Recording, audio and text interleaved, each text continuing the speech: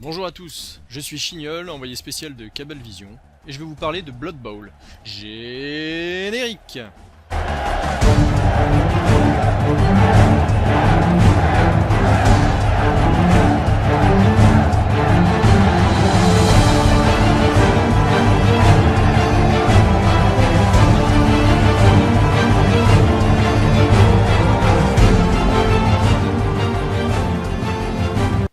Aujourd'hui, c'est la division des vétérans qui est à l'honneur, avec un point sur la première journée. Je peux vous assurer qu'il y a eu des matchs de bonhomme. Avant de communiquer les résultats, on va déjà parler des différents matchs qui ont eu lieu, et ce, dans l'ordre chronologique. Car oui, ici, on respecte les gens qui s'engagent dans leur agenda. T'as vu, si, ouais. Premier match. 500 Dennis Funk de Barom contre les Final Puri Crave de Blastem. Shao contre Nurgle. Autant vous dire que ça fait pas dans la finesse, à un point qu'il y a un moment où je me suis demandé si les joueurs n'oublient pas qu'il y a un cuir à porter à l'autre bout du terrain. Quoi qu'il en soit, nous avons là deux belles équipes avec des créatures difformes et avides dans des coins. Le résumé du match en 10 secondes.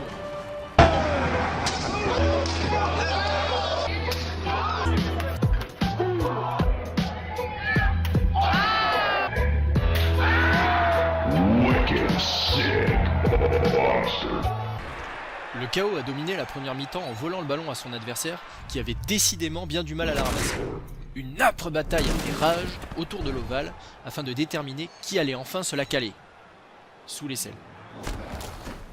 Tandis que le Minotaure préférait rester allongé en grognant de temps en temps, et qu'Axel avait choisi de terminer le match à l'infirmerie, une petite évolution. Le festival des baffes s'est poursuivi jusqu'à ce qu'un individu aux bras multiples se saisisse de la balle tant convoitée et galope vers le touchdown, non sans avoir distribué quelques pains au passage.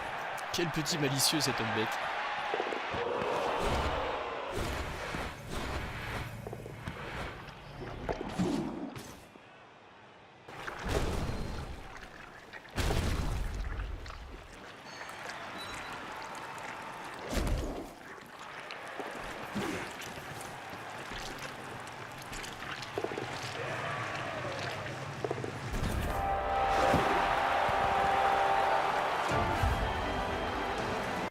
En seconde période, le chaos déroule son plan, fortifie sa position et marque tranquillement un deuxième point, en stelant un peu, mais pas trop quand même. Et ce malgré un blitz de la bête de Nurgle qui se fera mettre KO après avoir éclaté un homme bête et collé sensuellement le porteur de ballon.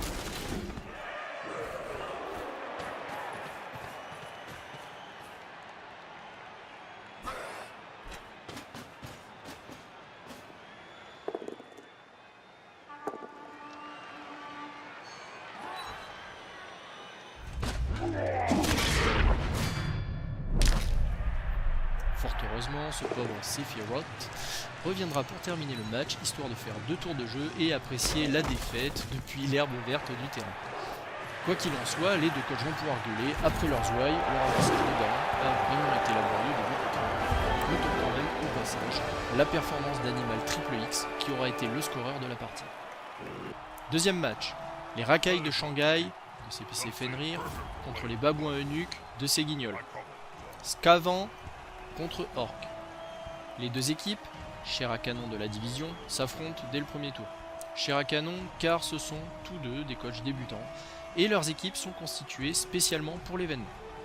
Le coach Skaven a choisi une formation puissance avec le rat ogre et seulement 2 coureurs d'égout en faisant l'impasse sur l'apothicaire mais a mis le paquet sur la popularité. Comme quoi, avec le pognon, on peut tout faire façon meeting politique, dépenser des tas d'oseille pour se faire applaudir.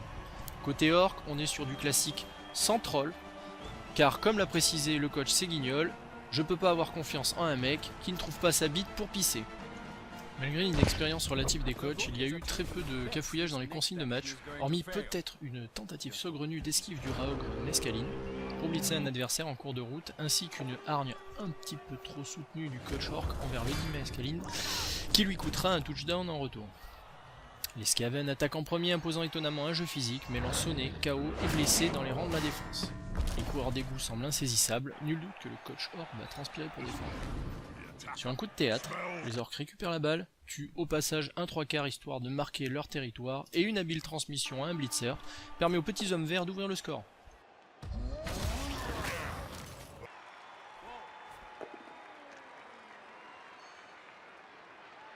Oh, he's going to get intimate.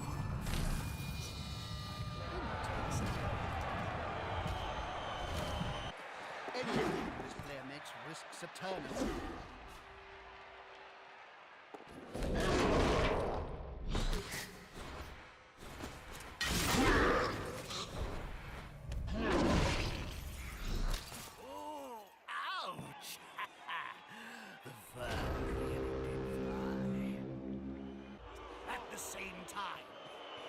Yes, they've picked up the ball.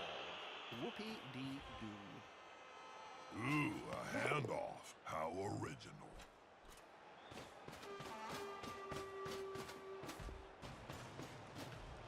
The players arrive to assist their teammate. It's a block. Let's hope Napoli is smiling on those blocking dice balls. Oh, wait! Something's happening. Block! Right there! Touchdown! En seconde période, les Skaven, ayant le public acquis à leur cause, lancent un blitz combiné à un botté du ballon le long de la ligne de touchdown. Cela annihile complètement les chances de marquer de l'équipe Orc qui comptait creuser l'écart et amène à l'égalisation. Don't get angry. We wouldn't like it. Joking. You're gonna love it.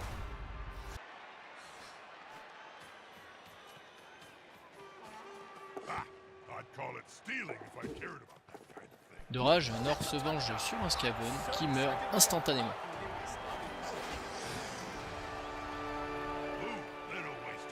La bave aux lèvres! Les orcs font une erreur en tentant d'imposer un jeu physique et donnent la victoire à l'adversaire qui a inscrit un autre touchdown en stallant un peu, malgré la poursuite entre les rongeurs et les blitzers orcs. On aurait cru voir un cycliste pédophile derrière un bus scolaire bien rempli.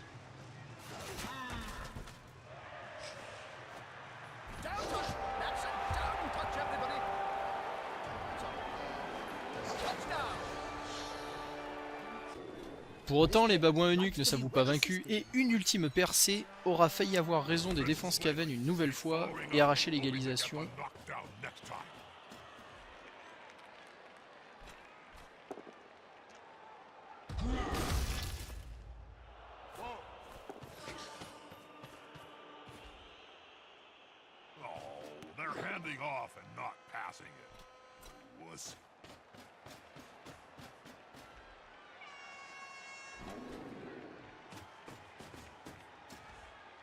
Mais la bondissante équipe, forte d'esquives et de sprints exagérés, aura raison de cette lueur d'espoir et presque marqué un dernier touchdown sur une passe carrément bien couillue.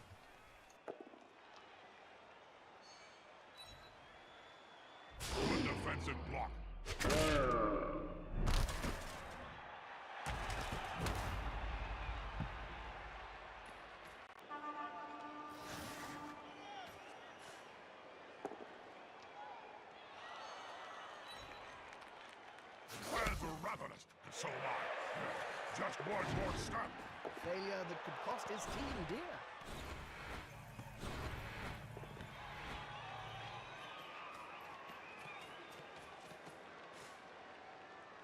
Oh, the last minute pass. But will it go anywhere?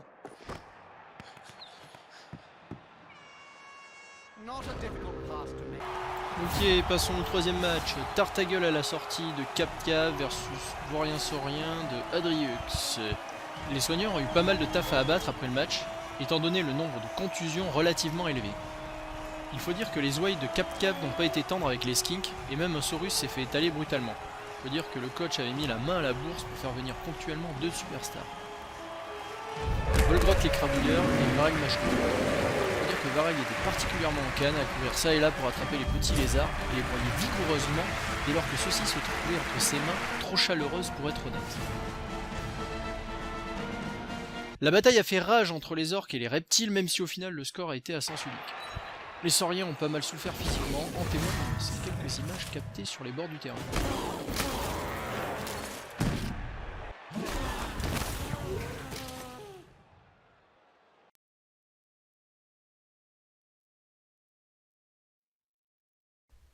Malgré la franche réussite des orques pour démolir l'équipe des sauriens, celle-ci s'est imposée 2-0 grâce aux skinks bien vifs qui ont su se faufiler et profiter de la ferveur des supporters pour chipper la balle à l'adversaire. Merci le Blitz encore une fois. Toutefois, un petit conseil pour le coach. Fabriquer une troisième jambe pour Schtroumpf, parce que la course longue, c'est pas du tout son truc.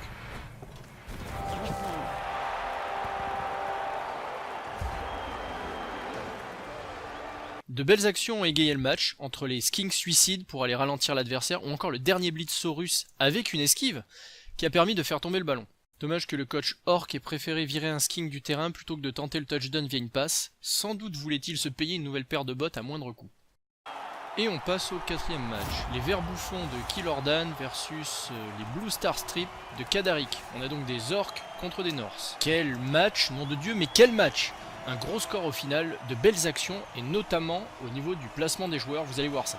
Griff Oberwald a fait un boulot énorme. Il faut dire que Kilordan avait fait péter les piastres pour l'avoir dans l'équipe ce jour-là. Il faut dire que la différence de TV était tellement fat que Kyle a obtenu 490 000 d'or de prime de match. Dès les premiers tours, la tension est palpable et les Norse progressent dans une cage élargie en milieu de terrain. Les échanges entre les joueurs se font de plus en plus rugueux et les rouquins à barbe font un contrôle d'Oberwald de toute beauté.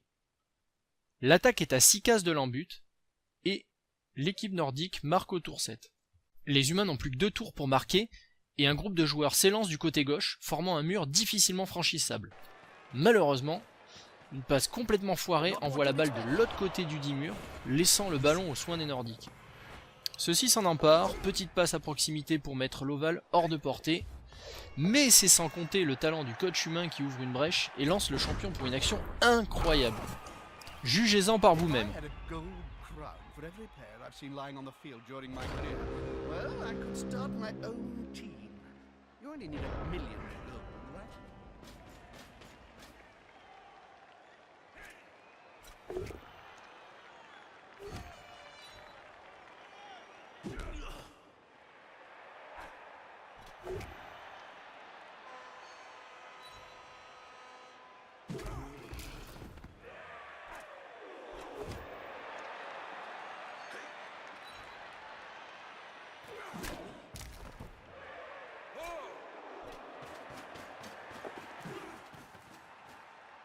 Knuckles balls, Jim. They're going for the ball. Now this is gonna get exciting.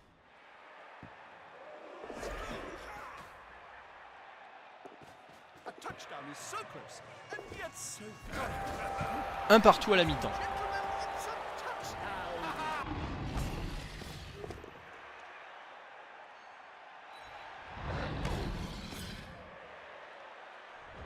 La deuxième période est tout aussi dingue. Le Yeti blitz dans le paquet, mais l'ogre lui rend la politesse de début de match en le tuant sur le coup. Fort heureusement, l'apothicaire n'avait pas abusé de la boisson ce jour-là et renvoie le Sasquatch sur le banc de touche, prêt à bondir pour revenir sur le terrain. Les humains en profitent, montent une grosse cage sur le flanc droit, freinée immédiatement par les hommes de Kadarik.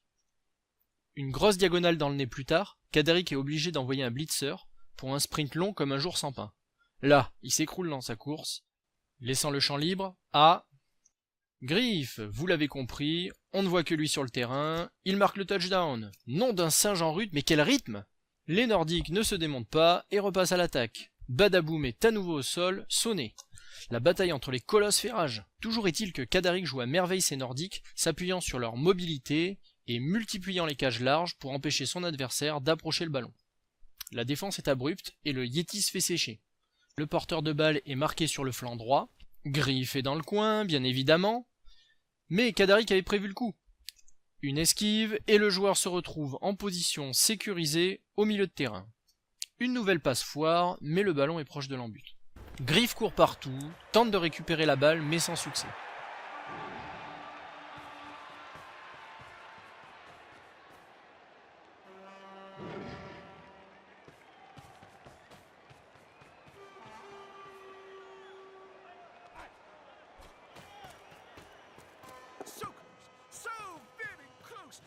certain nothing will go wrong before the next turn.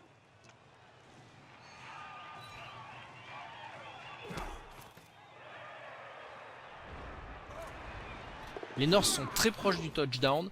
Griff blitz, mais vu tout le jus qu'il a cramé, il n'arrive qu'à bousculer le joueur. There's no harm in making a block on the ball carrier. Well, actually, Un autre humain vient marquer le porteur de balle, espérant l'empêcher de marquer le touchdown. La suite, ça se passe de commentaires, je préfère pas vous la décrire.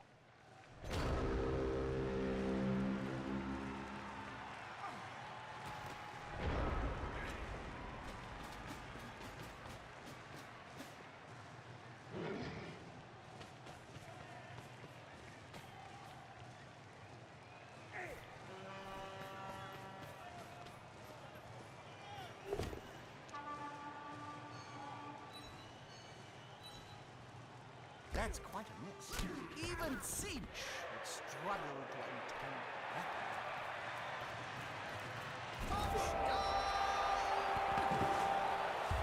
oh, nothing. Please believe us with another time. That's like kissing your sister. Please let there be one more touchdown. De partout, score final, félicitations aux deux coachs et merci pour ce match vraiment formidable. Et nous arrivons au 5e match, les Bibi Prats de Quarkash contre les Holy Templars de Kikastu. Ce dernier match de la journée a opposé des mulots à des chevaliers. Le ballon est donné aux Bretoniens qui se font un passage sur le flanc gauche.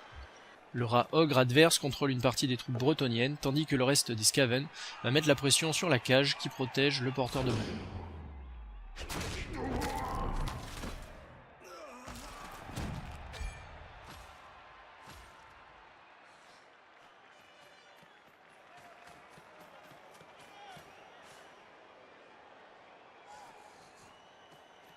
Le preux chevalier se retrouve bientôt marqué par 4 joueurs, mais un blitz d'un lutteur, accompagné d'un paysan quand même, ouvre la voie et le seigneur s'échappe d'une esquive majestueuse.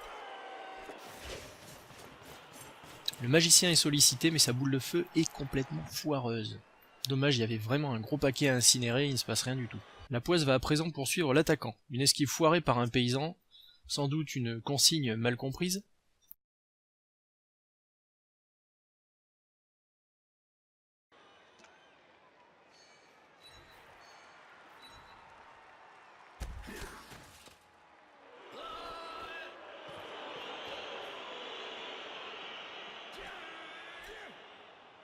Une intrépidité qui ne marche pas, et les rats passent à la récupération du ballon. Un Pégu est poussé sur la balle, sauf qu'il est tellement bredin qu'il marche dessus et l'envoie directement dans les mains du lanceur Skaven. Du coup, l'équipe de Quarkash progresse dans l'autre sens histoire de marquer.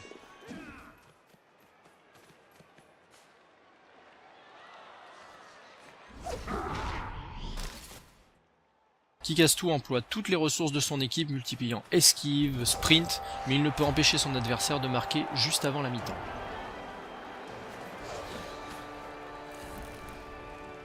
Deuxième période, un rocher sanctionne lourdement un bretonien qui pourtant portait son casque, et celui-ci va direct sur le banc, knockout. Les Skaven forment une cage autour du lanceur, rapidement marquée par l'équipe adverse. Mais il ne faut pas se leurrer. Une brèche est ouverte, et un coureur d'égout se faufile dans celle-ci sur le flanc droit, où un boulevard se déroule sous ses pieds.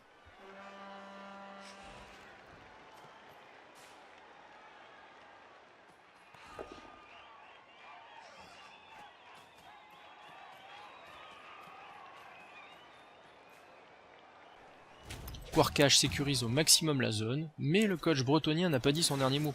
Il envoie un joueur dans les pattes du porteur. Cependant, une erreur d'exécution du plan laissera le rat ogre libre qui ira directement sonner le défenseur.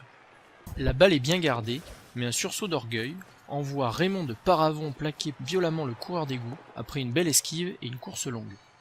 Cependant, il n'ose pas coller le ballon qui est tombé au milieu des Skaven. Le rat ogre lui apprendra que rester le long de la ligne de touche n'était pas une bonne idée. KO. La balle est solidement sécurisée, il y a peu de chances que les Bretoniens empêchent les rats de marquer. Une dernière tentative d'esquive de Nera se solde par un cuisant échec, qui se retrouve avec un point d'armure en moins. Score final, 2-0 pour les Skaven.